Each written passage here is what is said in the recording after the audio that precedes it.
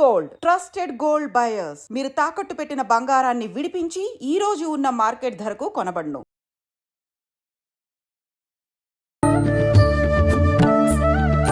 నమస్కారం, welcome to I dream. ధర్మ మార్గం విత్ విజిత కార్యక్రమానికి స్వాగతం. ప్రస్తుతం మనతో పాటు ఉన్నారు ప్రముఖ ఆధ్యాత్మికవేత్త జేఎస్ శాస్త్రి గారు. ఇప్పుడు వారితో మాట్లాడి మరిన్ని విషయాలు తెలుసుకుందాం. నమస్కారం అండి. నమస్కారం. గురుగారు, ఇప్పుడు ఈ టాపిక్ ఎన్నోసార్లు మాట్లాడుకొని ఉంటాము, కానీ నన్ను పర్సనల్గా ఒకరు డౌట్ అడిగారు, అందుకని చెప్పి మళ్ళీ అడుగుతున్నాను. ఫస్ట్ నేను అడగబోయే టాపిక్ ఏందో చెప్తా. టాపిక్ ఏంటంటే తులసి చెట్టు గురించి. తులసి చెట్టు గురించి మనం రకరకాలుగా మాట్లాడుకున్నాం. ఏ తులసిని పూజించాలి, ఏంటి, ఎవరు పూజించవచ్చు, మగవారు పూజించవచ్చా లేదా ఆడవారు పూజించాలా, సాయంకాలంలో పూజించవచ్చా, ఇలా రకరకాలుగా మాట్లాడుకున్నాము. కానీ ఇప్పుడు డౌట్ ఏంటంటే కొన్ని కొన్ని పూజలు, కొన్ని కొన్ని క్రతువులు వంతెన ఉంటేనే చెయ్యాలి అని చెప్పి అంటూ ఉంటాం. అలా తులసమ్మని కూడా ఇంట్లో మనం పెట్టుకొని పూజ చెయ్యాలి అని అంటే అది కూడా వంతెన ఉండాలా? అది డౌట్ అన్నమాట. నిజంగా అలా వంతెన చూసుకోవాలంటారా, అలా తులసి చెట్టుని ఇంట్లో పెట్టి పూజించాలి అని అంటే? శ్రీ గురుభ్యో నమః. శ్రీ మహాగణాధిపతే నమః. శ్రీ మహాసరస్వత్యై నమః. హరి ఓం. శ్రీమాత్రే నమః. తులసి మన నిత్య దేవతల్లో అమ్మవారు స్వరూపం.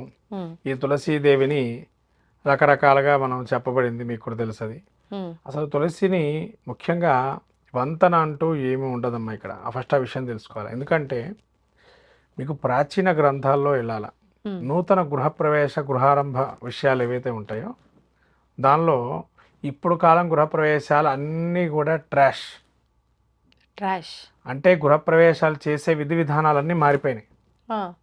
ఇప్పుడు చేసే విధానం ఒకప్పుడు విధానంకి చాలా వరకు తేడాలు ఉన్నాయి. మన సంస్కృతిలో అసలు వాస్తు ఏదైతే గృహప్రవేశం చేయాలి అని అంటే మొదలుగా ఇంట్లో ఏం చేయాలంటే వాస్తు శాంతి చేసుకోవాలి. ఈ వాస్తు శాంతి చేసిన తర్వాతనే గృహప్రవేశం చేయాలి. అంతేకాని ఇప్పుడు కాలంలో ఏమైపోయిందనంటే ముహూర్తం పెట్టుకుంటున్నాము, ఫిక్స్ చేస్తున్నాము, ఆ టైంలో గుమ్మడికాయ కొబ్బరికాయ కొట్టి లోపలికి వెళ్ళిపోతున్నాం. దానికి ముందర చేసే క్రతువుని ఏం చేస్తున్నాం, తర్వాత చేస్తున్నారు. అంటే ఈ వాస్తు పూజ ఏదైతే ఉంటుందో ఆ వాస్తుకు సంబంధించిన శాంతి ప్రక్రియ వేరే ఉంది. ఆ ప్రక్రియ అంతా ముందర రోజు చేయాలి. ముందర రోజు చేసి ఇంట్లో అన్నశాంతి చేయాలి. అదేంటంటే గృహప్రవేశం చేయకుండా అన్నశాంతి చేస్తున్నారు ఏంటి అని మీరు అడగచ్చు. అసలు విషయం ఏంటంటే గృహశాంతి భాగంలో దానిలో మీకు దానిలో గ్రంథాలు కూడా ఉన్నాయి. ముహూర్త చింతామణి, ముహూర్త దర్పణము, తర్వాత విశ్వకర్మ ప్రకాశిక, తర్వాత మీకు ఇంకా గ్రంథాలు చాలా. దానిలో మీరు ఏంటంటే గృహప్రవేశంలో ఒకానొక మనం ఏమి తీసుకెళ్ళాలి ఇంట్లోకి అంటే తులసి కోటను కూడా చేతిలో పట్టుకొని తీసుకెళ్ళాలి.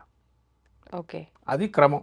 ఖచ్చితంగా పంచమహాలక్ష్మి స్వరూపాల్లో తులసమ్మ ఒకటి. అంటే మన ఇంట్లో గృహప్రవేశం చేసేటప్పుడు ఏకకాలంలో పంచమహాలక్ష్మి లోపలికి వెళ్ళాలి.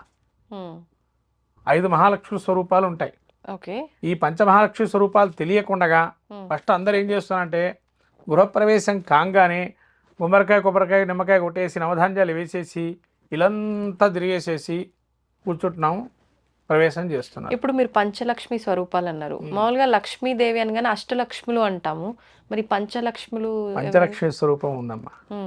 అది ఎవరికి తెలీదు. చాలా ప్రాచీనంగా ఉన్నట్టు వరకే తెలుస్తుంది. అంటే ప్రాచీనం అంటే వేదం చదువుకున్న వాళ్ళ ఇంట్లలో కావచ్చు, వేద బ్రాహ్మణులలో కానీ, తర్వాత అత్యంత ప్రాముఖ్యంగా శాస్త్రాన్ని పరిగణించి పూర్వీకుల కాలంలో ఊర్లలో, సిటీలో మాత్రం ఇటువంటి ప్రక్రియ ఎక్కడ చేయట్లే. ఇప్పుడు చాలా అరుదు, తక్కువ, 1-2% చేస్తున్నారు. ఇట్లా గృహప్రవేశం అంటే ఏంటంటే ముందర శాంతి అయిపోతుంది మొత్తం.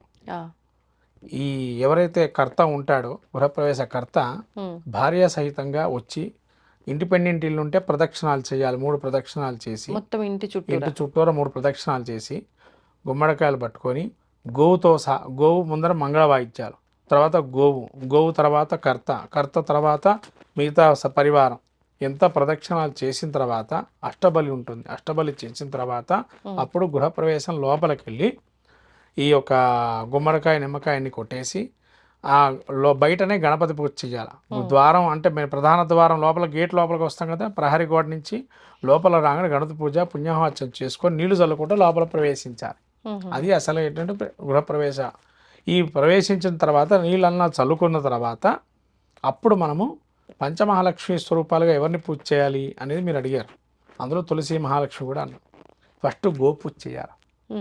గోవుని తీసుకొస్తాం కదా మనం, పచ్చ సహిత గోవుని లోపల ఇంట్లో తీసుకొచ్చుకొని పూజ చేసుకోవాలి. ఫస్ట్ మహాలక్ష్మి స్వరూపంగా.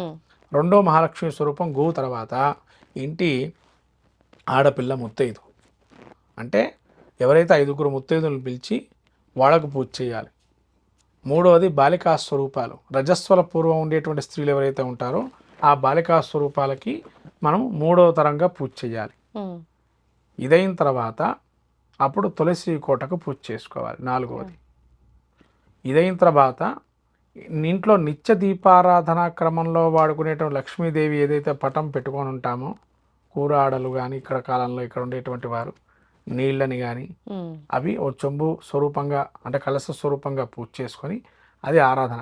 5వది ఏంటంటే విష్ణుమూర్తి ఆరాధన. ప్రతి ఇంట్లో సత్యనారాయణ స్వామి చేసుకుంటారు గృహప్రవేశం అంటే విష్ణుమూర్తి ఆరాధనగా. అప్పుడు సత్యనారాయణ స్వామి వ్రతానికి అర్హత ఏంటంటే ఇవన్నీ ముందర అయిన తర్వాత సత్యనారాయణ స్వామి వ్రతం చేయాలి. ఇప్పుడు ఇవి ఎవ్వరూ చేయటం లేదు. ఏవి చేయకుండా ఏదో గృహప్రవేశం అంటే పాలు పొంగించుకోవటం, వాస్తు పూజ చేసుకోవటం, హోమం చేశామా వ్రతం చేశామా ఇదే చూస్తున్నారు. మీరు అడిగిన ప్రశ్న ఏంటంటే వంతరతో సంబంధం లేదు. తులసి అనేది మహాలక్ష్మి స్వరూపం. మనకు నిత్యము తులసి ఉంటేనే ఆ ఇంట్లో, అసలు తులసి ఉంటే ప్రాముఖ్యత ఏంటండి? ఇంట్లో వైద్యానికి కావాల్సిందే తులసి. తులసిని మనం వాడకూడదు అంటారు కదా, అందుకే దీనిలో కూడా ఇంకో క్రమం ఉందమ్మా.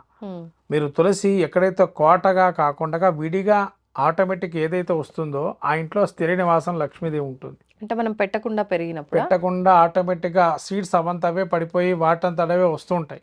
అంటే విష్ణుమూర్తికి అనువైన ప్రదేశంగా భావిస్తాడు ఆయన. తులసి ఎక్కడైతే విరివిగా పెరుగుతుంటుందో ఆవరణలో విష్ణుమూర్తి త్వరితగత స్థితిని పెంచుతూ ఉంటాడు అక్కడ. అంటే డబ్బు పరంగా కావచ్చు, పేరు పరంగా కావచ్చు.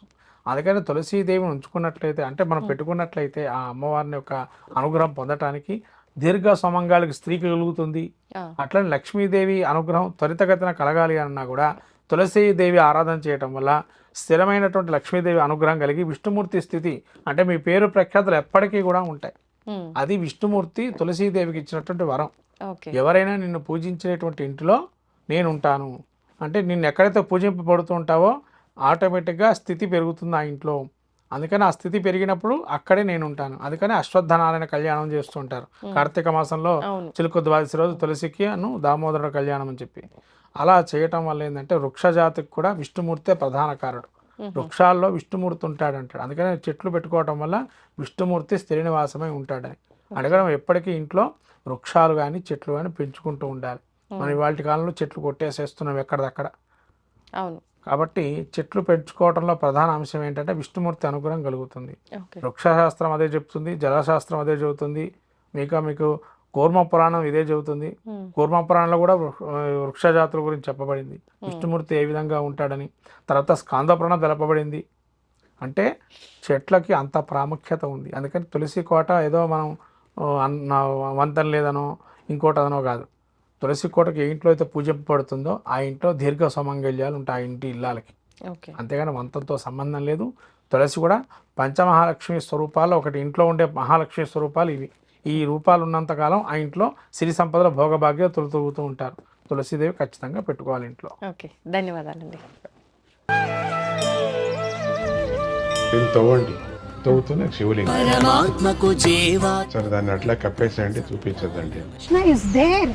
మూర్తి పూజ కాదు, సాక్షాత్ బ్రజేంద్ర నందన భగవాన్ ఉన్నారు మూర్తులు.